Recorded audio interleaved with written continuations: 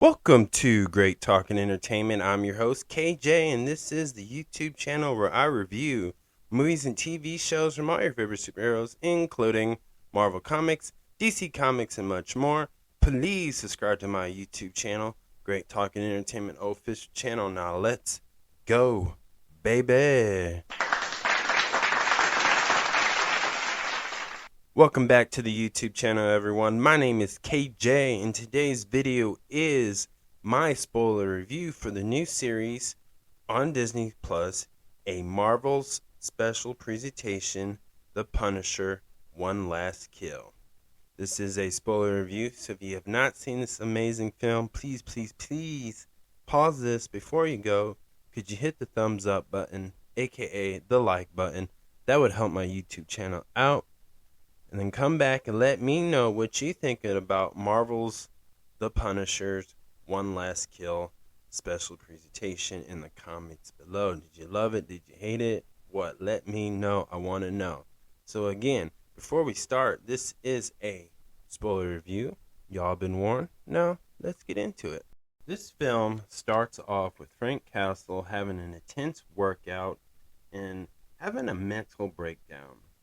And what's interesting is like he's working out and like his hands are bleeding on that metal.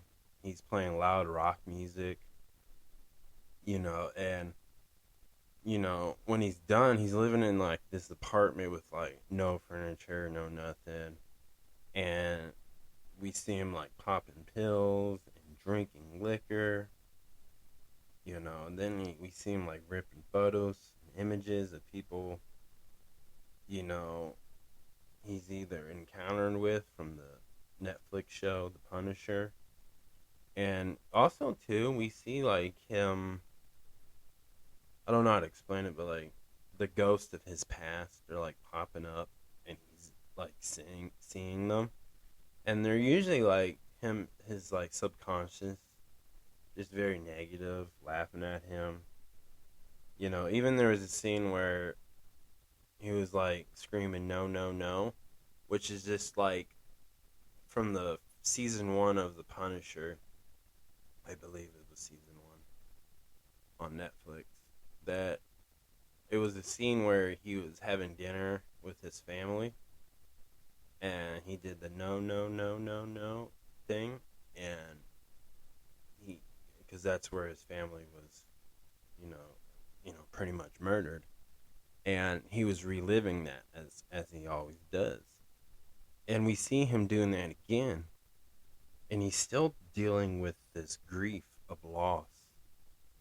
The grieveness that he's dealing with, the depression. He even showcased doing something to him, harming himself because he has these dark thoughts that he's still dealing with. And this is all the way to the Daredevil Born Again series, and we're already 2 seasons in, and they have a 3rd season, and he's still dealing with it. And this is like, again, this takes place before the new movie Spider-Man Brand New Day, so he's still dealing with it. He's still got a lot on his heart and his mind and his soul, obviously. And obviously, like, when we get to the next scene, we see a homeless man get jumped by this random dude who takes his hat and then takes his dog and throws it out in the road while a moving garbage truck. Like, what a monster. What a monster. Like, that guy is the true villain of this show. I mean, to a dog, a small dog, and you see this homeless man just crying. First of all, I don't know what this guy's problem was, but, at the end of this film, we see what happens to him and to the guy who threw the homeless guy's dog into the middle of the road, and it didn't make it because the car hit it, or a garbage truck hits it. And we see in this town, they call it Little Sicily, and what's very interesting, this is kind of like a parody to Little Italy. And so everything's just destructive. Everything is people are robbing somebody, somebody's fighting somebody. Because also as well, when that garbage truck that hit the dog goes to this little coffee place or bakery place, where it's like a husband and a wife and a little girl, their daughter, or just trying to run a family business, and she's like in the back, coloring, doing little kid stuff, and we see this guy, like overweight guy. He's kind of like paranoid. He's acting a little crazy, and the store owner is so kind. He's just trying to help him out, and we see Frank Castle just there to get a cup of coffee, and just the store owner who is probably financially struggling. This is how they presented it. He was going to give Frank Castle free coffee because of that guy just acting a little strange, a little craziness, right? Over the stress, and you know, but Frank Castle was like, nah. He didn't say no. He just gave him the money that cost for that cup of coffee and walked off. And what's interesting is we're looking through his eyes of how he perceives the world. And we've seen that Frank Castle, just because of this particular scene, that sometimes he's delusional and sometimes he's not. And it's hard to tell what's reality and what's not. A lot of times, too, unless you never watched the Punisher series on Netflix, which is now available on the Disney Plus, and you didn't know these characters, you would assume that these guys are alive, but they're actually dead. And they did so well blending this in, and even like the way his surroundings are, right? Like you see a cop car get mugged, destroyed, and then it blows up within seconds, and it's hard to tell what's real and what's not through his vision, and that's why I liked about this too. And also too, the news is showing that the Ganoshi family is all slaughtered through the city, and it's obviously from Frank Castle, and he visit the whole family, and he took them out, and this is from I think season 1 or season 2. I think season 2 of The Punisher. But we know that Frank Castle took them all out. He's the guy. He even took out the guy, the youngest one, the youngest son, and stuff. But so that's why little Sicily is going crazy, because that mob has been taken out, and Kingpin wanted Frank Castle to do that, so he gave him an opportunity to let Frank Castle do that as well, and that was from the Netflix Daredevil series.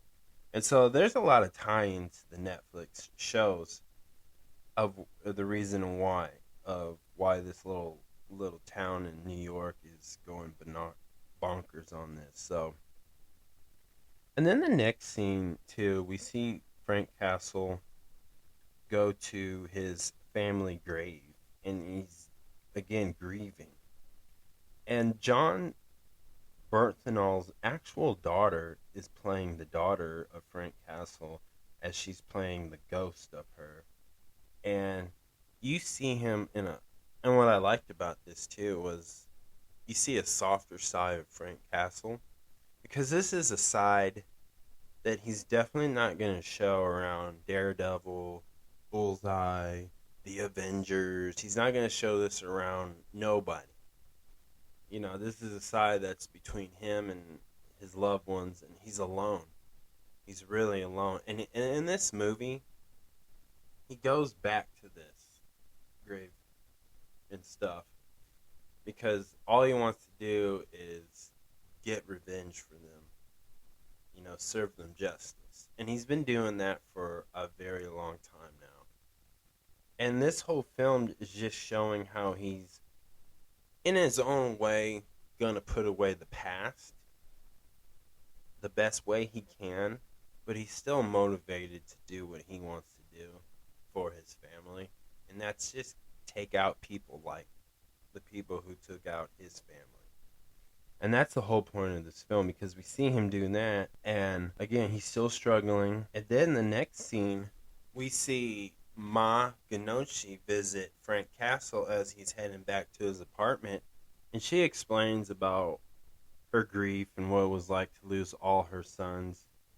And she told Frank Castle, like, yo, like, I put a bounty on you, and then at like 6 p.m., everybody's gonna tear down this whole apartment building, and it's gonna be a bloodbath. And what's interesting too, like I said earlier, Frank Castle wasn't sure if that was actually a person or was that just a ghost from his past haunting him. Because I think he's murdered so many people that was involved to what happened to his family. I think he's lost count, right? I think he has so much blood on his hand, like he can't even recognize it. But he goes back in to his apartment, and then we see him with Karen Page, and it looks so real, but it wasn't. But it was interesting too, showing how mentally ill he is, or a little crazy in a way, because Karen Page from the Daredevil Born Again series was repeating things that Frank Castle's wife has said from the Netflix The Punisher. And so he's kind of, it's like all in his head, just mushing up, mixing in, blending. But that doesn't stop the action in the bloodbath that begins. And the Punisher is getting ready to start blasting and laying the smack down on every thug, every gang, every mob.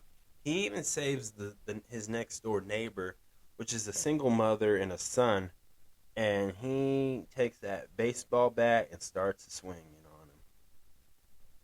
And again, they're terrorizing this whole apartment building. And Frank Castle he's not leaving.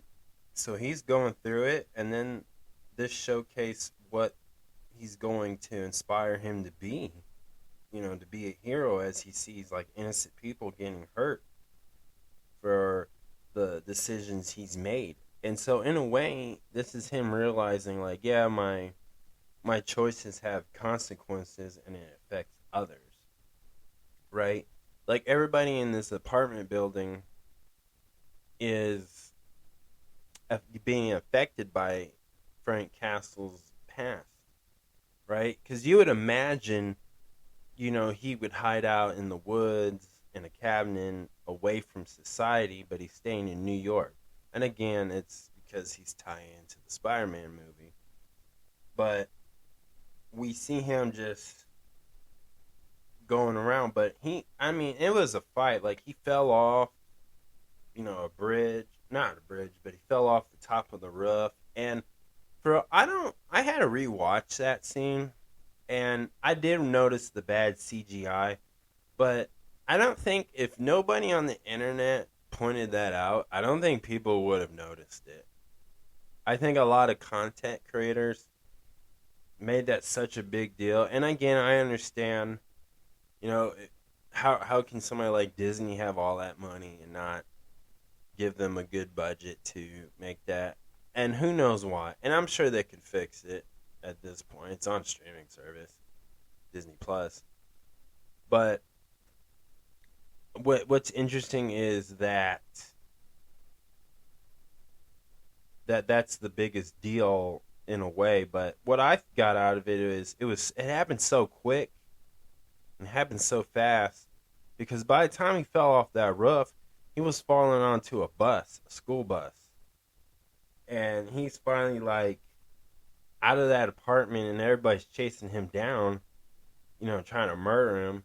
And then he's back downtown of Little Sicily, and he's just going ham, right? Like, and then he saves the bakery owner and daughter and wife and stuff. And this little girl just hugs him and gives him a drawing of a flower of a rose. And, this is where he accepts and he keeps going and protects innocent people like a superhero.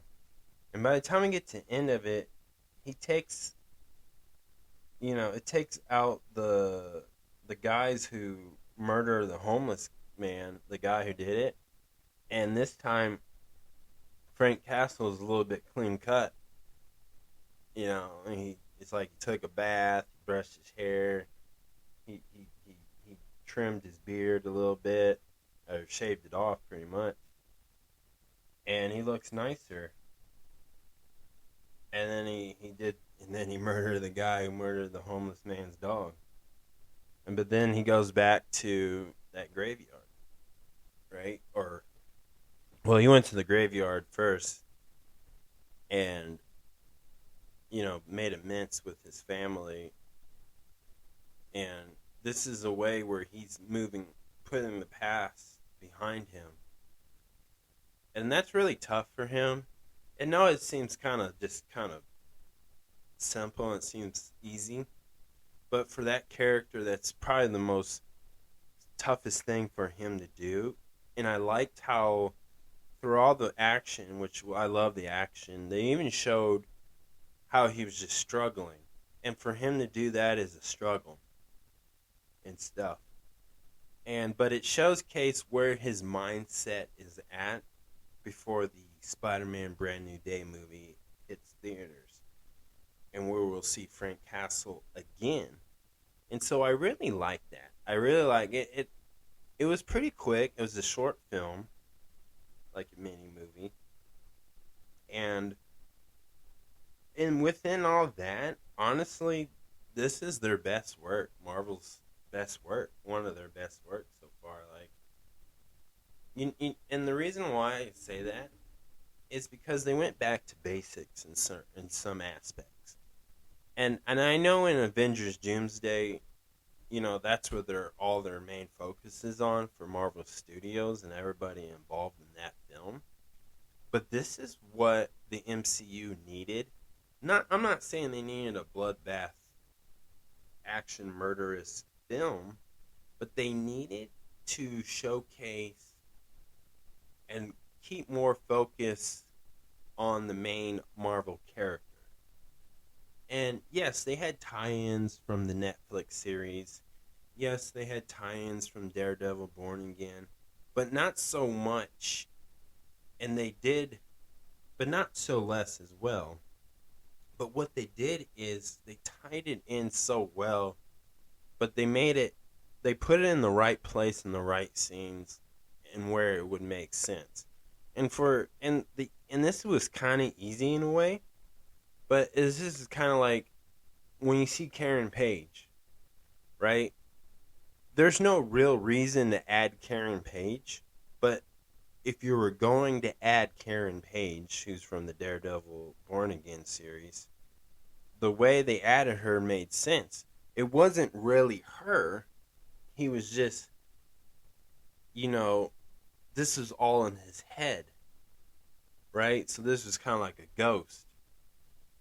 And what I also like about that too is, he actually has feelings for her and stuff, but they didn't break her Karen and Matt Murdock didn't break up in Daredevil Born Again season 2.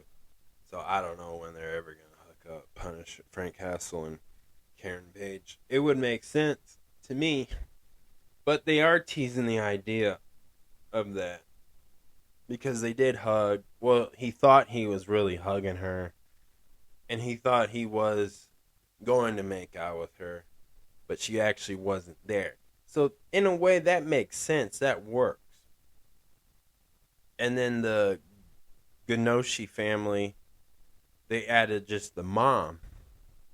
And they didn't use her because, well, they used her, but they were really smart how they placed her and used her. And she's alive. She ran off. She's like, I got to dip.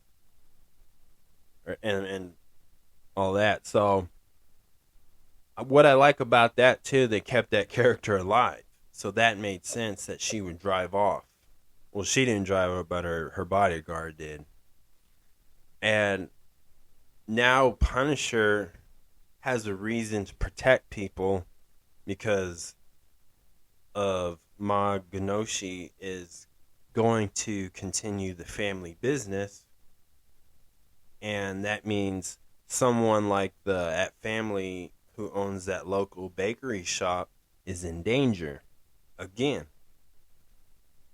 And this keeps him in the MCU, obviously, but it also makes sense that, okay, this is what Frank Castle's handling because maybe Spider Man, Peter Parker, he's not really. And it's crazy to make it sound like this, but the where Spider Man's at in the MCU, his biggest problems are villains that are like the Hobgoblin, that are like Dr. Octavius, and then villains like a Thanos to an Ultron, or any villain that's going to come from outer space and try to invade planet Earth. Those are the type of situations he's going to have to deal with at times, Spider-Man himself. But he also, I'm sure Sony will make Spider-Man films where he's doing street level storylines, and I'm sure Brand New Day is a street level type story in a sense of it. But when it comes to like a mob like the Genoshi family, that's a those are characters, Marvel villains, bad guys, antagonism characters that you don't necessarily need for Spider-Man to deal with, but Frank Castle can deal with that, and you can tell these more darker, gruesome, brutious stories that maybe it's not something worth telling in a live-action Spider-Man film, which some people will say, well, it is worth it and stuff, but I think this is the best route they're going, especially for Marvel Studios, and the fact that Sony only limits Marvel Studio where they can use the Spider-Man character. So you always got to keep that in mind as well. But to me, this makes place because I also think too that you can you can do more with Frank Castle's Punisher with a mobster storytelling type things when you know I think more Marvel fans want to see like Captain America and the Thunderbolts maybe face like secret agents from different governments or the United States government and stop their evil plotting type stories. But I also would love to see Frank Castle interact with like the Thunderbolts, or at least one of them, like Bucky Barnes.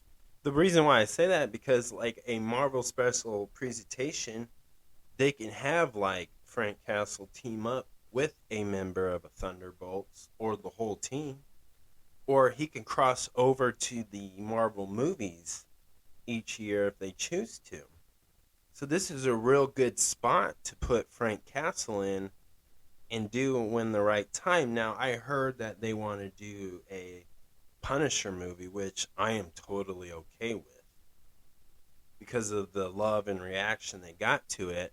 Because the way they did this film, it's such a Punisher film. It makes so much sense. It feels like watching a Punisher movie, and he does things like the Punisher does in the comic books, and I think that's what the fans want because the Punisher character has a huge fan base since that character was pretty much invented, in Marvel Comics.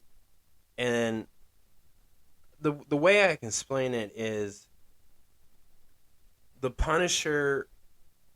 The way I can compare the Punisher comic books is like the Spawn comic books, DC's Spawn, that comic book arcs, it has that type of fan base, which there's nothing wrong with those fan bases, but it has that underground indie rock feel is the best way I can explain it. And I know it's kind of weird to say it in that way, but this is a character that people like to watch. This is a character that can do the most violent things in a heroic way that maybe Spider-Man wouldn't fit in. And again, Marvel has those characters. And also, this is a character, too, the Punisher, you could see interact with the oddball Marvel characters like mutants, Moon Knight. You know, there's so much. So, this was a really good setup for Frank Castle, and I liked it. That's why this is a really good show. And honestly, it's just besides that stuff. This is like I watched this like 3 times. Like it's so good. I just like everything about it. It's simple, and I would never expect Frank Castle to have so much to say and that much dialogue. You know, so I'm all about it, and it's refreshing. I think this obviously expands the Marvel Cinematic Universe, and this was a great storytelling. The main plot of this was really good, and it was awesome to see everything in there. So, if I had to give this a 1 out of 10, this is a 10 out of 10. This was from top to bottom.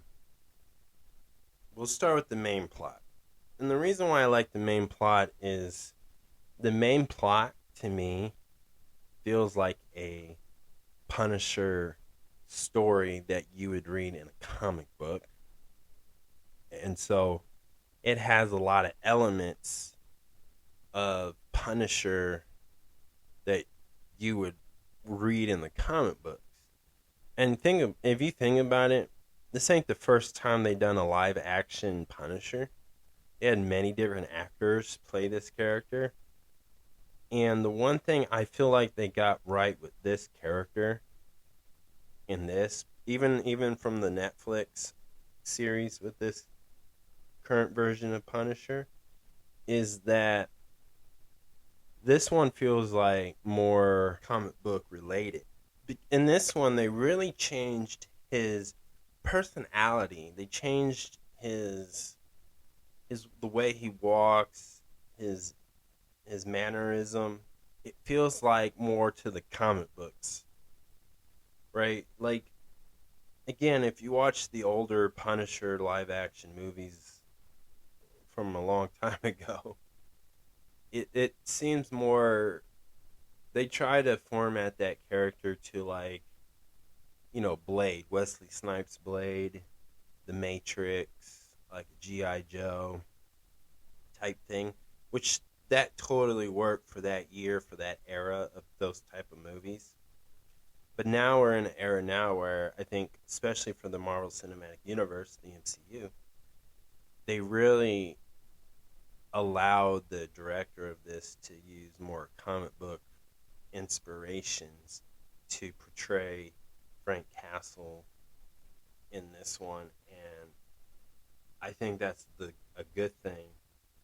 And I seen in interviews where the director talked about those inspirations and stuff. So to me, the main plot of this, just the fact that they can make it more comic book light feel to it is amazing.